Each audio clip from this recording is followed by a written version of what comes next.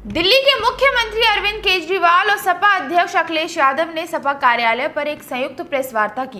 Press वार्ता में केजरीवाल ने कहा कि प्रधानमंत्री नरेंद्र मोदी अमित शाह को प्रधानमंत्री बनाने के लिए वोट मांग रहे हैं। अगर मोदी सरकार बनती है तो यूपी के मुख्यमंत्री योगी आदित्यनाथ को हटा देंगे और संविधान को बदलकर आरक्षण को खत्म कर देंगे। आज लखनऊ में मैं उत्तर प्रदेश के सभी मतदाताओं से इंडिया गठबंधन को भारी भरकम वोट देने के लिए, भारी मात्रा में वोट देने के लिए अपील करने के लिए आया हूं। मैं 4 बातें रखना चाहता हूं।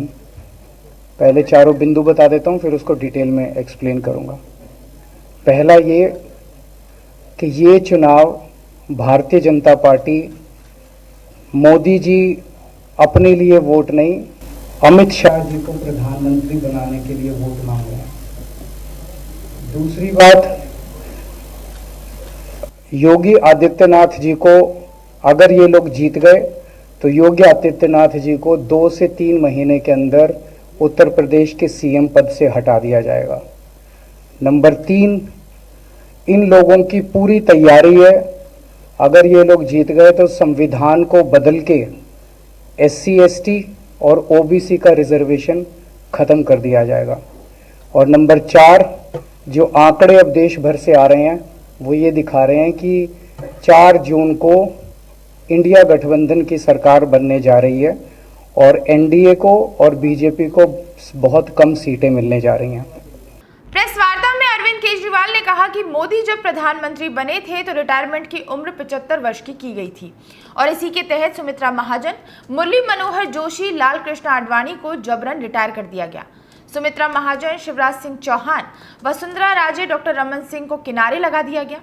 दिल्ली के मुख्यमंत्री अरविंद केजरीवाल ने कहा कि भाजपा हमेशा से ही आरक्षण के खिलाफ रही है।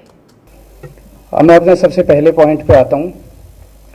जब 2014 में प्रधानमंत्री बने थे नरेंद्र मोदी जी, तो उन्होंने खुद एक रूल बनाया था कि भारतीय जनता पार्टी के अंदर और उनकी सरकारों में 75 वर्ष से ऊपर कोई भी व्यक्ति होगा तो उसको संगठन में और सरकार में किसी भी पद पे नहीं रखा जाएगा, उसको रिटायर कर दिया जाएगा।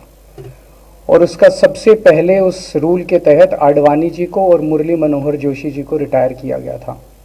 और उसके बाद तमाम यशवंत सिन्हा जी, सुमित्रा महाजन जी, कई लोगों को यहाँ टिकट नहीं मिली, कई लोग जो पद पे बैठे हुए थे उनको पद से इस्तीफा दिलवा के उनको हटाया गया। ऐसे कई सारे लोग हैं। तो अब अगले साल 17 सितंबर को प्रधानमंत्री मोदी जी 75 साल के होंगे और मोदी जी ने तय कर लिया है कि अमित शाह जी को वो अपना वारिस बनाएंगे और अमित शाह जी अगले साल 17 सितंबर को देश के प्रधानमंत्री बनाने का उन्होंने तय किया है मोदी जी ने। इसके ऊपर मोदी जी पिछले 1-2 साल से लगे भी हुए हैं, क्योंकि भारतीय जनता पार्टी के अंदर अमित शाह जी के सामने जो जो बाधाएं पैदा कर सकता था नेता, एक एक करके उन सब नेताओं को साइड कर दिया गया, उनका पत्ता साफ कर दिया गया। शिवराज सिंह चौहान को हटा दिया गया, वसुंधरा राजे को हटा दिया गया, डॉक्टर रमन सिंह को हटा दिया गया, देवेंद्र फडणवीस को ख़त्म कर दिया गया, खट्टर साहब को ख़त्म कर दिया गया, एक एक करके सबको ख़त्म कर दिया गया। एक ही शख्स बचे हैं। अब योगी आदित्यनाथ जी को इन्होंने हटाने का पूरा मन बना लिया है और अगर इनकी सरकार बनी तो 2 महीने के अंदर योगी जी को भी उत्तर प्रदेश के सीएम से हटा दिया जाएगा। मैंने दिल्ली में 3-4 दिन पहले ये प्रेस कॉन्फ्रेंस की थी और ये दोनों मुद्दे उठाए थे। जैसे मैंने मुद्दे उठाए थे तो अमित शाह जी ने और उनके कई नेताओं ने अपनी भावना प्रकट की कि नहीं, मोदी जी को 75 साल में इस्तीफा नहीं देना चाहिए, मोदी जी को 75 साल पूरा कार्यकाल पूरा करेंगे। उन सब की भावनाओं की मैं कद्र करता हूं, क्योंकि अपने नेता के लिए जब भी ऐसी बात होती है तो सब लोग सामने आके बात करते हैं। लेकिन बड़ी बात यह है कि मोदी जी ने ऐसा नहीं कहा कि मैं 75 साल पे इस्तीफा नहीं दूंगा, मैं रिटायर नहीं होऊंगा।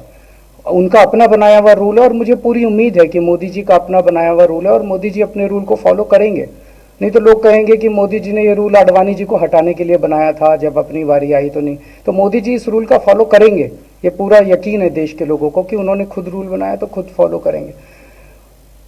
दूसरी बड़ी बात जो हुई कि जब मैंने कहा कि योगी आदित्यनाथ जी को 2 महीने में हटा दिया जाएगा, इस पे अभी तक भाजपा के किसी नेता की टिप्पणी नहीं आई है। 4 दिन हो गए, इसका मतलब ये तो कंफर्म करता है कि उन्होंने पूरी प्लानिंग कर ली है और उनके पक्ष में कोई बोलने के लिए तैयार नहीं है योगी आदित्यनाथ जी के। तो उनका हटना अब लगभग तय है कि योगी आदित्यनाथ जी को उत्तर प्रदेश के सीएम पद से हटाया जाएगा। दूसरी चीज, मैं उत्तर प्रदेश के सभी मतदाताओं को कहना चाहता हूं कि पिछले 4-5 महीने से इन्होंने शोर मचा रखा है, 400 पार 400 पार 400। क्यों? कहते हैं नहीं मोदी जी कुछ बड़ा काम करना चाहते हैं। तो लोगों ने खोद खोद के पूछा, भाई क्या बड़ा काम करना चाहते हैं, कुछ बताओ तो सही। तो उन्होंने नहीं बताया। लोगों ने फिर अंदर से पता किया कि बड़ा काम ये करना चाहते हैं कि देश से रिजर्वेशन खत्म करना चाहते हैं। हम जानते हैं कि इनका जो पूरा इकोसिस्टम है, आरएसएस, बीजेपी, शुरू से ये लोग रिजर्वेशन के खिलाफ रहे हैं। इनकी पूरी की पूरी मानसिकता रिजर्वेशन के खिलाफ रही है। तो मैं सभी लोगों को ये आगाह करना चाहता हूं कि ये बड़ा काम इनको 400 पार इसीलिए चाहिए क्योंकि ये रिजर्वेशन खत्म करना चाहते हैं। संविधान को, बाबा साहब अंबेडकर ने जो संविधान बनाया था, उस संविधान को ये तार तार करना चाहते हैं।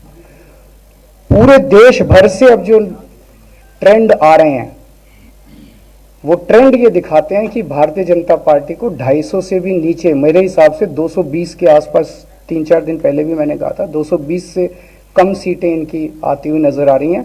आप हिसाब लगा लीजिए। मैं हरियाणा होके आ रहा हूँ कल परसों, हरियाणा में इनकी बहुत कम हो रही हैं, दिल्ली में इनकी बहुत कम हो रही हैं, पंजाब में मुझे नहीं लगता इनकी कोई सीट आ रही है, कर्नाटक में इनकी काफ़ी कम हो रही हैं, महाराष्ट्र में इनकी बहुत कम हो रही हैं, बंगाल में इनकी कम हो रही हैं, यूपी में इनकी कम हो रही हैं, बिहार में इनकी कम हो रही हैं, झारखंड में इनकी कम हो रही हैं, राजस्थान। जो पूरे देश के अंदर एक नेगेटिविटी इन लोगों ने फैलाई है, उसको हम लोग ठीक करेंगे।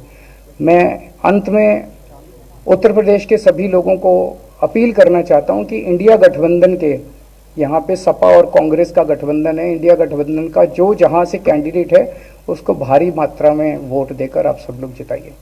संयुक्त प्रेस वार्ता में अखिलेश यादव ने कहा कि 4 चरणों में अब तक भाजपा पिछड़ रही है। 400 पार का नारा इसलिए दिया गया है क्योंकि ये 140 सीटों से ज्यादा नहीं जीत रहे हैं। इस बार जनता भाजपा को 140 सीटों के लिए तरसा देगी। इस बार रोटी, कपड़ा और मकान के साथ साथ आरक्षण को भी बचाना होगा। आदरणीय अरविंद केजरीवाल जी का मैं धन्यवाद देता हूं।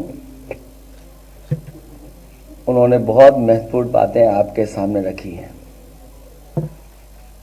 जो देश का माहौल है और 4 चरणों में भारतीय जनता पार्टी चारों खाने चित हो चुकी है और उनके आंसुओं की नदी उफान में है। भारतीय जनता पार्टी जो 400 पार का नारा दे रहे थे, अब समझ में आया है 4 चरणों के बाद। वो बात तो ठीक है कि आरक्षण पे सबसे पहले हमला करेंगे, लेकिन 400 पार नारा इसीलिए दे रहे हैं कि 543 में 400 के बाद वो सीटें देख रहे हैं, तो वो केवल 143 बन रही हैं। तो वो स्वयं स्वीकार कर रहे हैं कि 143 से ज्यादा वो सीटें जीतने वाले नहीं हैं, क्योंकि 400 पार सीटें 143 ही बनती हैं और 140 करोड़ की जनता इस बार इन्हें 140 सीटों के लिए भी तरसा देगी। ये यूपी, दिल्ली और पंजाब ये 99 सीट के खेल में ही उलझ जाएंगे। यहां कुछ इन्हें हासिल होने वाला नहीं है।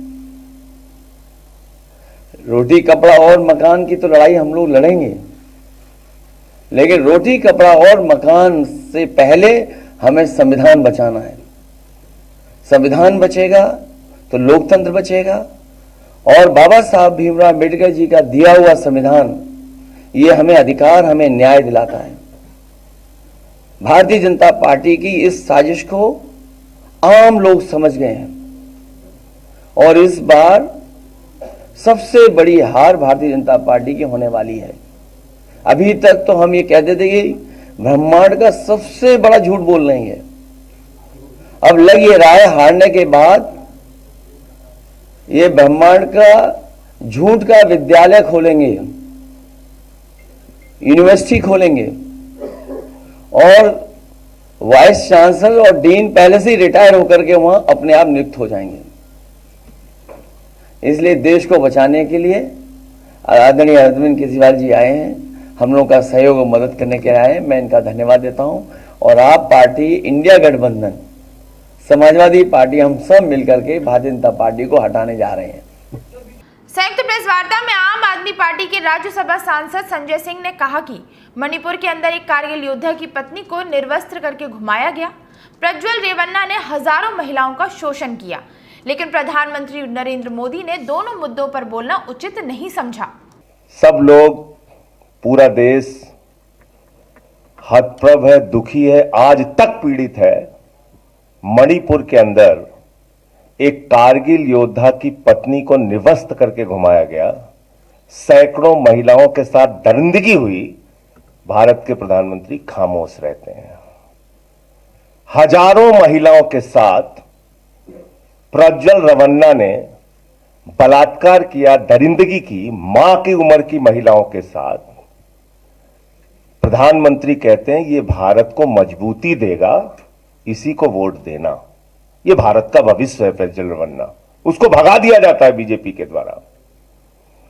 पहलवान बेटियां जब जंतर मंतर पे लड़ रही थीं न्याय मांगने के लिए, तो यही स्वाति मालीवाल जो महिला आयोग की अध्यक्ष थीं, रात में उनके समर्थन में गई थी, पुलिस के लोगों ने घसीट के मारा था। हमने देखा यहीं उत्तर प्रदेश के अंदर कुलदीप सेंगर के मामले में, हाथरस के मामले में, देश के प्रधानमंत्री खामोश रहते हैं, एक शब्द नहीं बोलते। आम आदमी पार्टी हमारा परिवार है, पार्टी ने अपना रुख साफ कर दिया है और मैं चाहता हूं जितने विषय मैंने आपके सामने रखे हैं, देश के प्रधानमंत्री और भारतीय जनता पार्टी को जवाब देना चाहिए। स्वाति मालीवाल के मामले में जवाब देना, जब वो पहलवान बेटियों के लिए जंतर मंतर पे न्याय मांगने गई थी स्वाति मालीवाल जी, उस समय घसीट के मरवाया पुलिस वालों से। तो इसलिए इस पे राजनीतिक खेल ना खेलें, मैं सिर्फ इतना कहना चाहता हूं। धन्यवाद।